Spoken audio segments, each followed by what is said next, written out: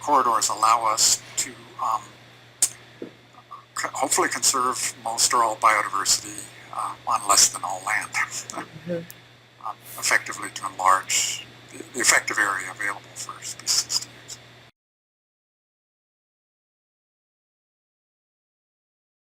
So I call it my no regret standard because we don't understand that much about how animals move. And I guess, we want corridors to work for all species, not just some species. So I'm sure we could get by with a narrower corridor if we were only concerned, say, about mountain lions, because they'll use most anything and they travel very fast. And in one night they can walk 5 miles through some pretty lousy stuff. But if I'm concerned about salamanders or field mice or other species that might take multiple generations to move through a corridor, this has to be wide enough, not just to support movement, wide enough to walk through, but it has to support multiple generations. So they have to move there, live there, find mates, raise offspring. And those offspring have to move another 500 meters through the corridor, find mates, have enough resources to raise offspring. So what I call the corridor dwellers are actually more space demanding than some of the flagship species. So we often use the carnivores, and that's fine. That's how I got into it, and they're going to be important users of the corridor. But again, they move fast. They can handle a lot of degraded habitat conditions. Some of our less mobile species that have narrow habitat requirements they need to support whole populations for multiple generations.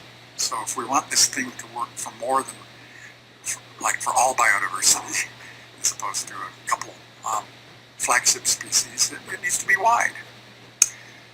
Also needs to be wide because of edge effects. We have light, we have noise, we have pets. Especially in urban areas, we have human recreation, and we will. Some people talk about establishing a corridor and keeping people out, which I just think is totally unrealistic. So we're not going to keep people out, which is another argument for having them wide, because people are going to use them. So we have to accommodate human use in a way that, so it has to be wide enough to accommodate both human use and wildlife.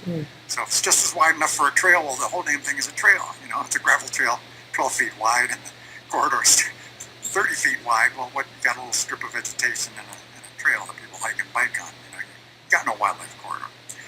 You kind of have to, not necessarily write off, but you have to consider some of that area that's intensively used by a human trail system as having probably somewhat lower value for wildlife movement.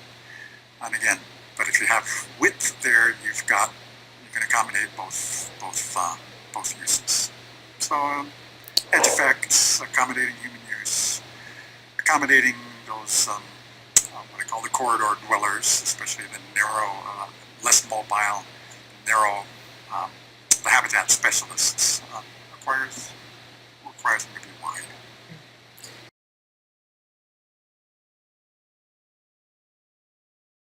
That's pretty long. That's a quarter mile or more. Yeah, that's a little more than a quarter mile long. That sounds like a not very good design. To say 50 feet long for a quarter mile. That's not a wildlife corridor. If we're proposing 50 feet wide for 100 or 200 feet, well, maybe we could say, we don't like it, but we could live with it. But if we're saying we're going to do that for half a mile, I'd say that's ridiculous. That's a very long constriction. That's pathetic. I won't say nothing will ever use that, but that's the sort of thing that I would have has a high regret quotient. A high probability that in 20 years you'd say, nothing's using this. We made it too narrow. Dang, we're stuck with it now.